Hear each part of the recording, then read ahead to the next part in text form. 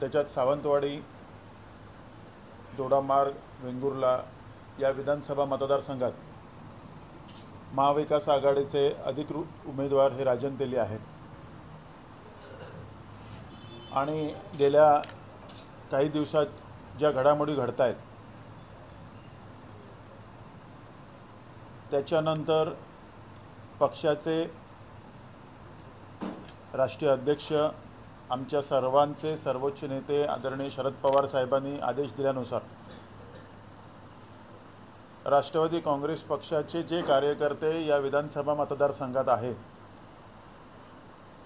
त्यांनी सावंतवाडी मतदारसंघात महाविकास आघाडीचे उमेदवार राजन तेली आहेत त्यांचाच प्रचार करायचा आहे असं शरद पवार साहेबांचे स्पष्ट आदेश आहेत। आणि आज ही जी पत्रकार परिषद घेण्याचं कारण हेच आहे की राष्ट्रवादी काँग्रेस पक्ष हा संपूर्णतः राजन तेली यांच्या पाठीशीच उभा आहे। पक्षाचे आज बरेचसे प्रमुख कार्यकर्ते इकडे उपस्थित आहेत आपल्या सर्वांच्या समोरच। राजन तेलींना विजयी होण्यासाठी आम्ही सर्वजण आमचे सर्व नेतेसुद्धा इथे उपस्थित आहेत। आपण बघताय सुरेशभाई आहेत, प्रवीणभाई आहेत, विक्टरजी डॉन्टस आहेत, नम्रता गोबल, रेवती राणे सर्वजण इथे आहेत। राजन तेलींनाच विजयी करण्यासाठी आम्ही सर्वजण प्रयत्न करणार आहोत। आणि कालच आदरणीय शरद पवार साहेबांनी परत एकदा सांगितलेलं आहे की जे पदाधिकारी दुसरीकडे कुठे असतील किंवा त्यांचे अजूनही त्यांचा वेगळ्या वाटा जर त्यांनी निवडलेल्या असतील तर त्यांना एक 4 दिवसाचा अवधी द्यायचा आहे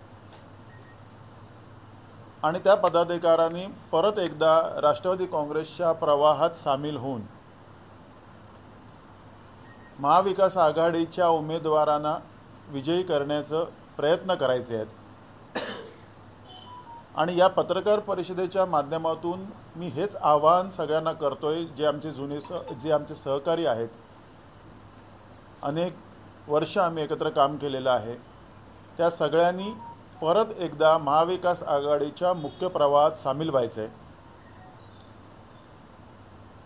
4 दिवसानंतर पक्षाकडे कुठले कुठले पदाधिकारी परत एकदा येऊन महाविकास आघाडीचं काम करतायत किंवा कोण काम करत नाही आहे याचा विस्तृत अहवाल प्रदेशाध्यक्ष जयंत पाटील साहेब यांच्याकडे निरीक्षकांच्या मार्फत निरीक्षक शेखर माने यांच्या मार्फत पाठवला जाईल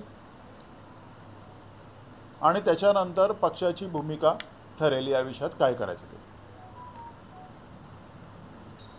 याचं कारण असं आहे की त्या कोकण महिला अध्यक्ष असल्यामुळे पक्षाने संपूर्ण महाराष्ट्रात अजूनपर्यंत कुठेही प्रत्येक ठिकाणून अहवाल मागितलेला आहे। त्यांच्यावर आमच्या पक्षाच्या घटनेनुसार राष्ट्रवादी काँग्रेस पक्षाच्या घटनेनुसार कारवाई करण्याचा अधिकार हा जिल्हाध्यक्षाला नाही, त्याचा अहवाल पाठवायला लागतो। त्याचा निर्णय प्रदेशाध्यक्ष जयंत पाटील साहेब घेणार आहेत। म्हणूनच मी सांगितलं की आम्ही 4 दिवसाचा त्यांना अवधी देतोय। साहेबांनी स्वतः शरद पवार साहेबांनी सांगितलेलं आहे, कारण एक एक कार्यकर्ता जोडायला वर्षानुवर्ष जातात। राष्ट्रवादी काँग्रेस पक्ष दीपक केसरकर गेल्यानंतर इथे पूर्ण बऱ्यापैकी रसातळाला गेलेला असताना या कार्यकर्त्यांनी पक्ष उभा केला आहे। त्या कार्यकर्त्यांना परत एकदा संधी द्यायची आहे, त्यांनी परत एकदा महाविकास आघाडीच्या प्रवाहात सामील व्हायचं। याच्यासाठी आम्ही एक 4 ते 5 दिवसाचा अवधी देतोय, त्याच्यानंतर आम्ही पक्षाला अहवाल पाठवणारच आहोत। कोणाला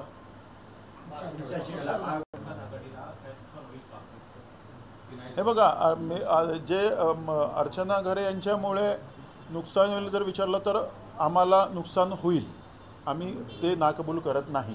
महाविकास आघाडीचेच आहेत त्या आणि त्याच्यामुळे नुकसान हे होऊ शकतं नाही। आम्ही स्वतः आदरणीय शरद नाही, बऱ्याचशा घडामोडी घडल्या ज्या आपल्यापर्यंत कदाचित पोचल्या नसतील। स्वतः शरद पवार साहेबसुद्धा मला वाटतं प्रवीणभाई आणि विक्टर डॉन्टस त्याला साक्षी आहेत, ते स्वतःच गेलेले होते। त्यांनी आदरणीय शरद पवार साहेब त्यांच्याशी स्वतः बोललेल्या होत्या। त्यांना कन्व्हिन्स करण्यात अजिबात हे आम्ही कमी पडलो असं मी मानत नाही, परंतु संपूर्ण महाराष्ट्राचा विचार करायला लागतो. ही सीट जर राष्ट्रवादीकडे असती तर 100% त्याच उमेदवार होत्या, पण ही सीट शिवसेनेला सोडायचं ठरल्यानंतर शिवसेनेचा उमेदवार कोण असावा हा त्यांच्या पक्षाचा प्रश्न आहे. आणि अनेक ठिकाणी जिथे आता शिवसेनेच्या सुद्धा काही लोकांनी असा त्याग केलेला आहे बाहेरच्या ठिकाणी, तिथे राष्ट्रवादीला उमेदवार दिलेले असे सुद्धा बरेच मतदारसंघ आहेत. तर त्याच्यामुळे जे काही करायचं ते पक्षाने संपूर्ण ताकदीने केलेलं आहे. मला नाही वाटत असं काही घुसमट वगैरे असेल असं मला काही वाटत नाही. याचं कारण की म्हणजे एक तर तो त्यांच्या पक्षाचा विषय. हा तुम्ही वेगळा प्रश्न विचारलात. आधीचा प्रश्न तुमचा वेगळा आहे आणि आत्ताचा प्रश्न वेगळा आहे. मी कुठे म्हणतोय की इकडे आहेत म्हणून? मी म्हणतच नाही ना. मी उलट त्यांना परत एकदा त्यांनी यावं असं आवाहन करतोय तुमच्या माध्यमातून. तो प्रश्न वेगळा आहे, आधीचा प्रश्न तुमचा वेगळा होता. नाही, मला वाटत नाही असं काही कार्यक्रम वगैरे काही होत नाही. आम्ही म्हणतो चला आम्ही आमच्या भावना मांडल्या, कारण आमची इच्छा होती की अर्चनाताई याच उमेदवार असणार आणि राष्ट्रवादीचा उमेदवार असावा असं प्रत्येक पक्षाच्या कार्यकर्त्याला पदाधिकाऱ्याला वाटतच असतं आणि ते स्वाभाविक आहे. जयंत पाटील साहेब ज्यावेळी सांगतात त्यांचीसुद्धा मनातल्या भावना तीच होती की हा राष्ट्रवादीला हा मतदारसंघ मिळावा. त्यांनी शेवटपर्यंत हा प्रयत्न केला, परंतु काही घडामोडी मी तेच म्हटलं की या 288 जागांचा विषय असतो, एका जागेचा विषय नसतो. 288 जागेत कधी कधी त्याग होतो, करायला लागतो पक्षासाठी, तसं काहीतरी झालं असेल. पण हा आम्ही एक स्वाभाविक निर्णय, तो काही असा कार्यक्रम वगैरे काही नाही. बऱ्याच ठिकाणी राष्ट्रवादीला सुद्धा मतदारसंघ शिवसेनेचे गेलेले आहेत. बघा, एकदा ही कारवाई हा शब्द आले